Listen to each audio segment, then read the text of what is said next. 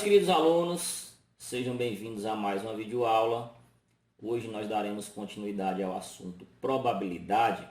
E só relembrando o que nós vimos na aula passada, naquela oportunidade nós entendemos o que são os experimentos aleatórios, o que são os espaços amostrais e o que são os eventos. Tá? Então hoje nós iremos aprender como calcular realmente a probabilidade de sucesso dentro de qualquer experimento aleatório, né? Quais são os experimentos aleatórios? Por exemplo, você jogar um dado, né? Você fazer o lançamento de um dado, você fazer o lançamento de uma moeda, você participar de um sorteio. Então, esses são os experimentos aleatórios. E hoje nós vamos entender como é que a gente calcula a probabilidade, a chance que eu tenho de ganhar, a chance que eu tenho de ter sucesso em um desses experimentos aleatórios. Então, nós precisamos saber duas informações básicas, né? A quantidade de elementos que compõem o espaço amostral desse experimento aleatório. Nós vimos isso na aula passada, como é que a gente faz essa contagem, né? Primeiro a gente tem que identificar quais são esses elementos e depois fazer a contagem, né? E a outra informação que nós devemos saber é a quantidade de elementos que possui o evento que eu estou pleiteando ter sucesso ali dentro daquele experimento aleatório. Então, para calcular a probabilidade de ter sucesso nesse evento, eu vou simplesmente dividir o número de elementos do evento pelo número de elementos do espaço amostral. Então, bem simples, pessoal, não tem dificuldade, né?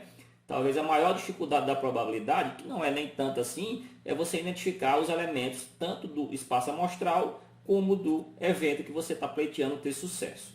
Mas, dependendo até desse experimento aleatório, isso acaba sendo bem simples. Então, vamos ver alguns exemplos para facilitar mais ainda o entendimento deste assunto, tá? O primeiro aqui é bem simples mesmo, olha, observe.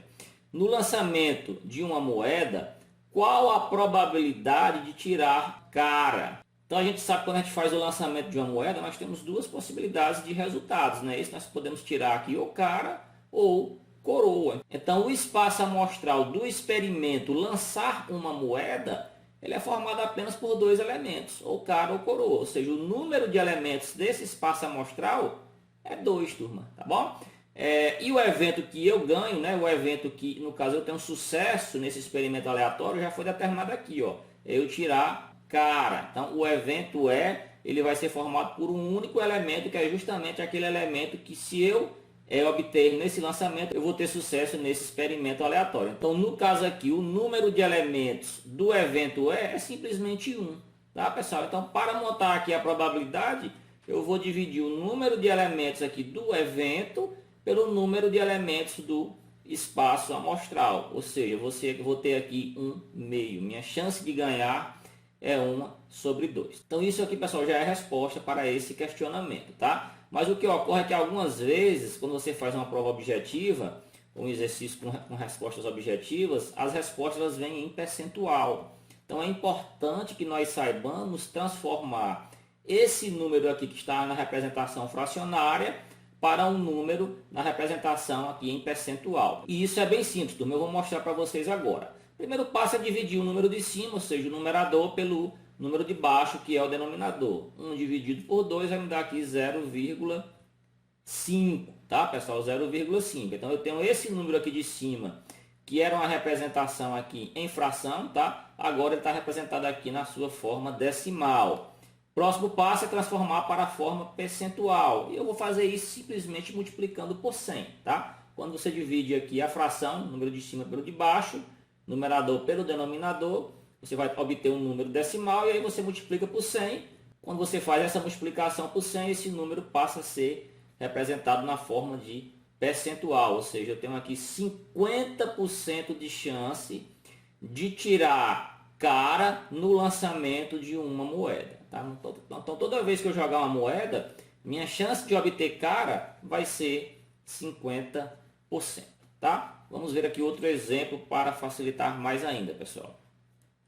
Então aqui, no lançamento de um dado, qual a probabilidade de tirar um número maior que 2? Tá? Então o experimento aleatório que eu estou considerando agora é eu fazer o lançamento de um dado, né? Geralmente quando a gente lança o dado, a gente observa o número que está ali na face voltada para cima, pessoal. Então o espaço amostral do lançamento de um dado, ele é formado por 6 elementos, pessoal. É 1, 2, 3, 4, 5, 6. Esses são os resultados possíveis quando eu faço o lançamento de um único dado, né? Quantos elementos eu tenho aqui? Eu tennão que saber a quantidade de elementos, não é isso? Só contar o número de elementos desse espaço amostral é 6 elementos, né? Para o cálculo da probabilidade, não me interessam realmente os elementos, e sim a quantidade de elementos que fazem parte ali daquele espaço amostral, né? Já o evento que eu ganho, né, dentro desse experimento aleatório aqui, lançamento de um dado, é se eu tirar um número maior que 2. Então, lancei o dado, obtive um número maior que 2, eu obtive sucesso, eu ganhei lá naquele experimento aleatório, né? No caso, dentre esses 6 valores aqui, os que são maiores que 2, são esses, 3, 4, 5, 6, né? Então, ou seja, se eu lançar o dado, tirar um 3, um 4, um 5, um 6, eu ganho, tá? De acordo com os dados aqui do problema, tá? Para mim só é interessante a quantidade de elementos que eu tenho aqui dentro, né? No caso são 4, ou seja, o número de elementos aqui do evento é 4, tá? Só preciso desses 2 valores para calcular a probabilidade de ter sucesso aqui nesse experimento aleatório, né? Então, jogando os valores aqui na fórmula, número de elementos do evento sobre aqui o número de elementos do espaço amostral, eu vou ter aqui 4 sobre 6, tá? Mesmo que eu queira representar na forma fracionária, isso aqui ainda é passível de simplificação. Observem que 4 e 6 são números pares. Então, eu posso dividir ambos aqui por 2, ou seja, eu vou ficar aqui com 2 terços. 4 dividido por 2 dá 2 e 6 dividido por 2 dá 3. Né? Então, isso aqui já é resposta. Né? A probabilidade que eu tenho de tirar um número maior que 2 no lançamento de um dado é de 2 terços. Tá? Mas, como eu falei para vocês, é interessante que nós saibamos converter esse valor aqui fracionário em um número decimal e também em um número percentual, né? Para transformar ele em um número decimal, eu vou dividir o 2 por 3. Fazendo essa divisão de 2 por 3, eu vou obter aqui uma dízima periódica, tá, pessoal? 0,66666, que vai até o infinito, tá? Para transformar em percentual, o mesmo procedimento. Então, eu vou multiplicar isso aqui por 100, pessoal, ou seja, 0,66666%. Então, eu vou ficar aqui com 66,6%. Observem que eu coloquei um tracinho aqui em cima do 100. Isso está me indicando, pessoal, que esse 6 aqui ele é um período de uma dízima periódica, ou seja, o valor que vai se repetir aqui infinitamente. Isso é uma das maneiras de representar. Também poderia colocar aqui 66,7. Aí nós teríamos aqui o símbolo de aproximadamente, né? Porque estaria arredondando o valor. É a representação da própria dízima periódica, sendo em percentual. Tá bom, pessoal? Então, essa foi a aula de hoje. Eu espero que vocês tenham gostado e até a próxima.